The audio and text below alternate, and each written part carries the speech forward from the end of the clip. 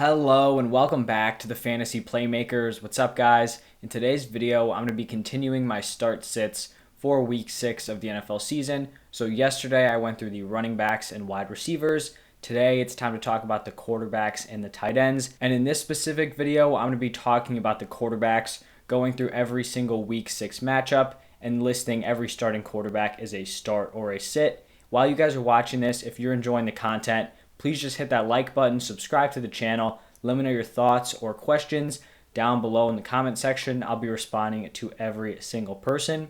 But let's get right into our first matchup this week, Thursday Night Football. It's the Bucs traveling to Philadelphia to take on the Eagles, and these are going to be two pretty clear starts. For me, both Tom Brady and Jalen Hurts are mid-tier quarterback ones going forward. They get it done in completely different ways. Brady's getting it done entirely through the air with his passing volume and his touchdown upside. Jalen Hurts really gets it done all over the place. He has some passing upside, but he also has a really nice floor with that rushing ability. I'm not really scared of either of these defenses, so I think both these quarterbacks can ball out here on Thursday night. Then we're on to Sunday in London, where the Dolphins take on the Jaguars, and both of these quarterbacks are going to be sits. These are two teams that are both struggling to start off the season. Brissett just has no upside. We don't know about the health of Devontae Parker. You've got Will Fuller on IR, so I just really don't have a lot of faith in him, even though this Jaguars defense is very subpar. Trevor Lawrence, basically the same thing. He's shown some flashes in certain games, but he really just hasn't been able to put it all together on a week-to-week basis, and I just do not trust him, and I probably won't throughout the rest of this season, but I still think he's going to be a very solid NFL quarterback in the future.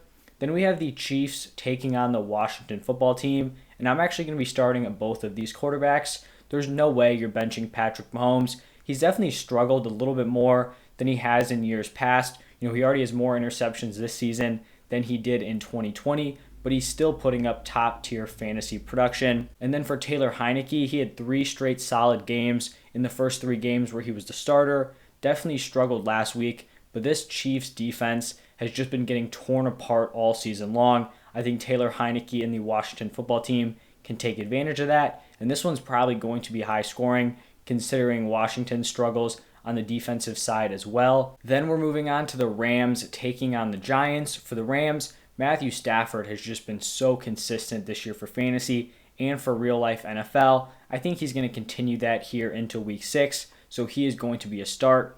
And then for the Giants, this entire offense is banged up. Literally, quarterback Daniel Jones dealing with a potential concussion. So if he plays, I still wouldn't really trust him because you have Saquon out. We don't know what's going to happen with Galladay. We don't know what's going to happen with Shepard. We don't know what's going to happen with Slayton. So basically, this offense has just been totally torn apart with injuries. And then if Mike Glennon is the starter, there's no way I'm going to be starting him. So, if some miraculous thing happens where Daniel Jones is healthy and then every other wide receiver is ready to go, then potentially he's a start, but you're still going up against this tough Rams defense. So as of right now, I'm just going to be fading the quarterback position for the Giants.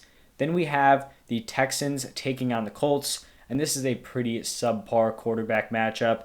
For Davis Mills, he is going to be a sit. I know he played really well against New England. I was very surprised and impressed with his performance, but this is not something I'm going to be expecting to continue throughout the entire season. I still think he's going to have his struggles, and his floor is just very, very low. There's not a ton of consistency, and they really haven't put a ton on his plate up until week 5.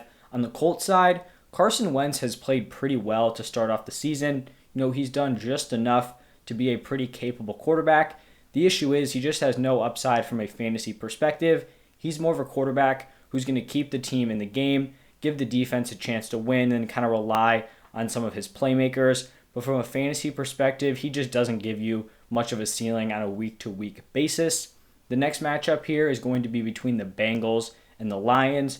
Joe Burrow is going to be a locked-in start. He's someone who's always going to be a borderline top 12 quarterback moving forward. He has the weapons around him. He's played really well to start the season, so I like him as a start. And then for the Lions, Jared Goff, still going to be a sit. I think he's been a sit every single week of the season. I just don't have enough faith in this offense moving forward. and in Jared Goff to want him in my starting lineup. After that, it's going to be a divisional matchup here between the Packers and the Bears. On the Packers side, Aaron Rodgers, no-brainer, locked-in starter. He's going to be a top 10 play on a week-to-week basis. This is definitely a little bit of a tough matchup here, but I still think he's going to play well. On the Bears side, you just can't be starting Justin Fields. I had a lot of hope for him, once he took over the starting role. But what's crazy to me is they're just not using Justin Fields' legs. It really doesn't make sense. And they're not even letting him cut loose as a passer either, as you can see through A-Rob and Darnell Mooney's struggles. So Justin Fields is definitely unplayable for the foreseeable future. Then we have a really fun matchup here between the Chargers and the Ravens. And both of these quarterbacks have to be locked-in starts in your lineup.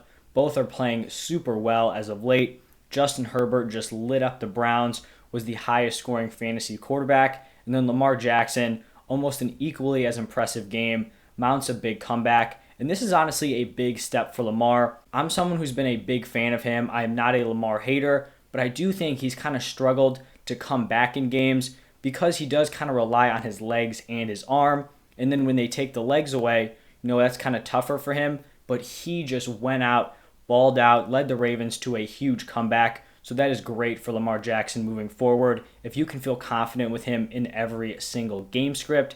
So those guys have to be locks in your lineup. Then we have the Vikings traveling to Carolina to take on the Panthers. And this one was a pretty tough call for both quarterbacks. Both of these quarterbacks started off the season very hot. Kirk Cousins has struggled the last 2 games. Sam Darnold had a rough week 5. I ended up listing them both as starts. I think this game kind of has sneaky high-scoring potential, and both of these quarterbacks have the weapons around them to carry them, and I think both of them are capable enough at the QB position to perform well here in Week 6. After that, it's a big matchup here between the Cardinals and the Browns. Kyler Murray is a no-brainer, locked into your lineup. He's been fantastic to start off the season, leading the Cardinals to a 5-0 start and just balling out in the process.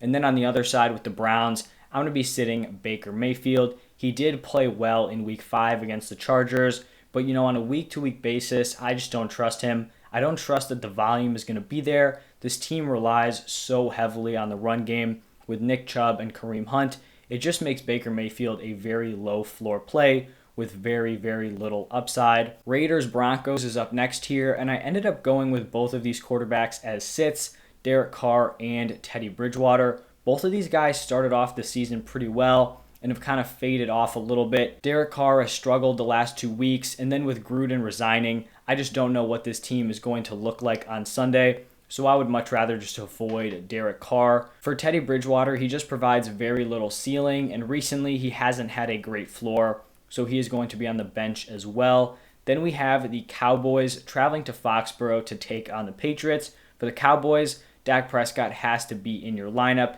He hasn't gotten the passing volume I thought he would, but the efficiency and touchdowns have 100% been there. On the Patriots side, you just can't trust Mac Jones. They're going to try to win through the run game, playing well defensively, and none of that is going to benefit Mac Jones as a fantasy producer. Moving on to Sunday Night Football, we have the Seahawks taking on the Steelers, and both of these quarterbacks are going to be sits for me. Geno Smith actually looked pretty solid in relief for Russell Wilson on Thursday Night Football, but still, I just can't trust him. Backup quarterback coming in against the Pittsburgh Steelers defense, who has had an entire week, honestly week and a half to kind of game plan against him.